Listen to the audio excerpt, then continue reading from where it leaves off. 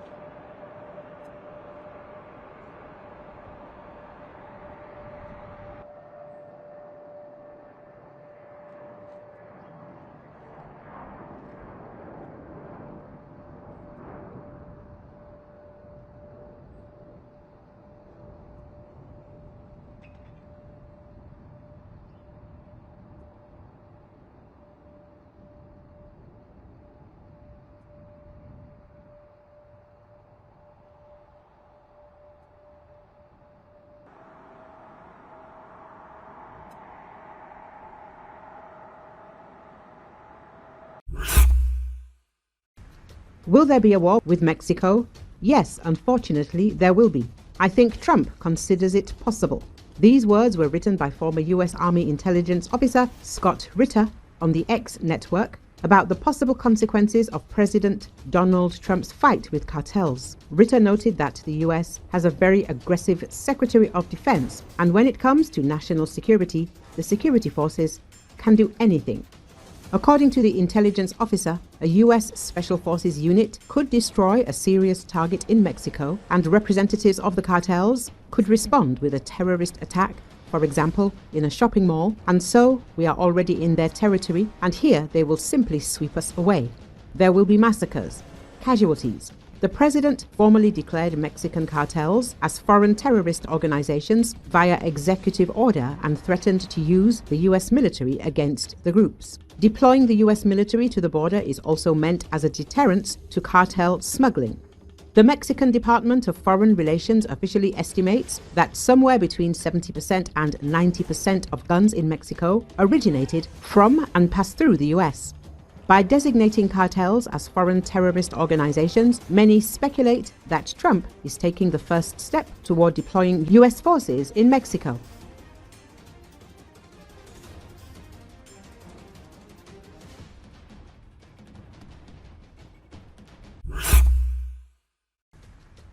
North Korean troops are faking tuberculosis to avoid being sent to the front in Russia. Families are spending more than 100 times the average monthly salary on fake medical certificates to protect men from being sent to the war zone. Newsweek reports. The US and South Korea estimate that Kim Jong-un's regime has already sent up to 12,000 troops to Russia. They are fighting in Kursk, helping Russian forces resist the Ukrainian counteroffensive. However, neither Moscow nor Pyongyang officially acknowledges the presence of North Korean soldiers in the conflict. North Korea has one of the largest armies in the world, with 1.3 million active duty troops, another 7.6 million reservists. Many are required to serve for 10 years, while women are required to serve for 5 years. This has forced many relatives to seek ways to exempt their loved ones from conscription. According to Radio Free Asia, the price of bribing doctors to obtain a fake TB certificate has increased fivefold compared to last year, from $100 to $500. For most families, this is a huge sum, since the average monthly salary of a civil servant in North Korea is only $1 to $3. However, many people are willing to pay because they fear that their relatives may die at the front. There is a hidden fear that if their sons join the army and are sent to Russia, their parents will never see them alive again, said a resident of Ryanggang province. According to a captured North Korean soldier who ended up in Ukrainian custody, he was not informed in advance that he was going to Russia. Many North Koreans are surprised by this turn of events and did not understand who they would have to fight against. Who is our enemy? Why do we need a new enemy? Radio Free Asia quotes one Ryanggang resident as saying, "It is reported that relatives of the deceased receive official death certificates with the wording sacred combat exercises in honor of the motherland, without specifying the actual circumstances of the death."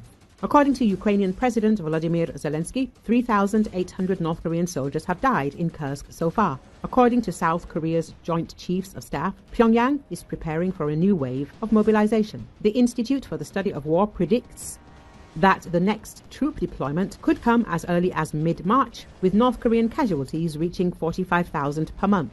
Alina Gritsenko, an analyst at the National Institute for Strategic Studies of Ukraine, notes, "For now, North Korea's involvement in Russia's invasion of Ukraine appears to be less about supporting Putin's imperial ambitions and more about upgrading Kim Jong-un's fighting machine. In the long term, the presence of North Korean soldiers allows Russia to overcome its growing manpower shortage. But with Russia believed to be losing tens of thousands of troops every month, there is little chance that Pyongyang will be able to fully satisfy Moscow's insatiable demand for additional manpower."